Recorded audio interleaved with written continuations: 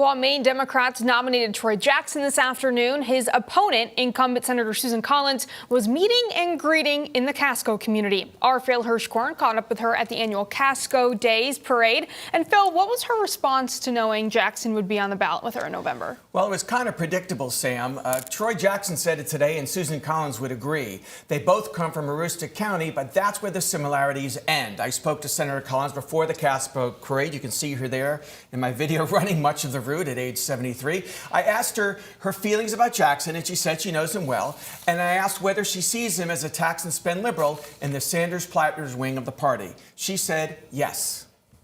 He has been an Augusta insider, and he's been very much a person who takes a hyper-partisan approach to the issues. I think that's one of the big contrasts between us. It is disturbing for me to hear Troy say that everything should be free. Everything should be free, when in fact it's going to be middle and low income taxpayers who are going to be paying the bill.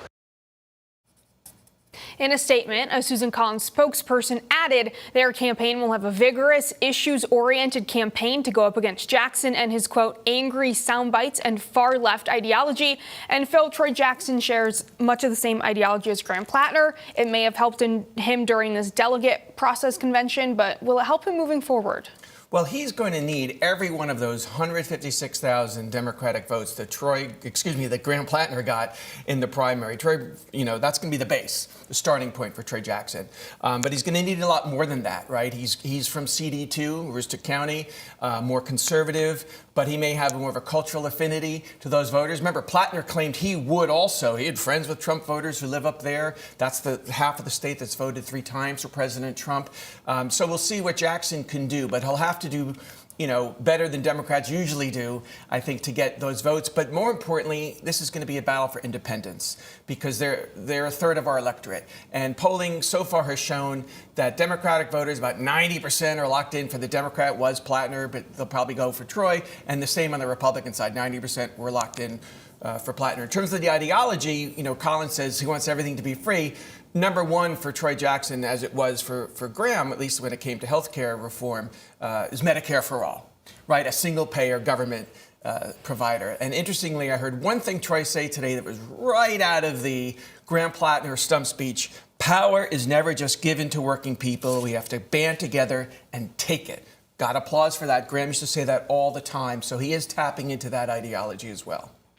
And you started covering this Democratic convention from the get-go. When we first heard it was a possibility, did anything in this process surprise you? Several things. First of all, they pulled it off in 15 days. Remember, it was only July 10th that Plattner officially withdrew after saying he would on July 8th after the ex-girlfriend accused him of sexual assault. The other surprise was that 13 candidates jumped in. We knew 6 of them. They'd been candidates before, like Troy Jackson, Shanna Bellows, Nirav Shah, Jordan Wood. But there were these 7 sort of unknown people like Sandra Pelletier. Let's give her credit. She made it to the finish line. But that was another surprise, that only there were 2 people today on the ballot making the case in the end. But that was the reality. For Troy to sweep 96% of the delegates in those county caucuses last week was a big surprise. It was an organizing feat, and he deserves credit for that. So we'll see if that translates into a campaign infrastructure as well.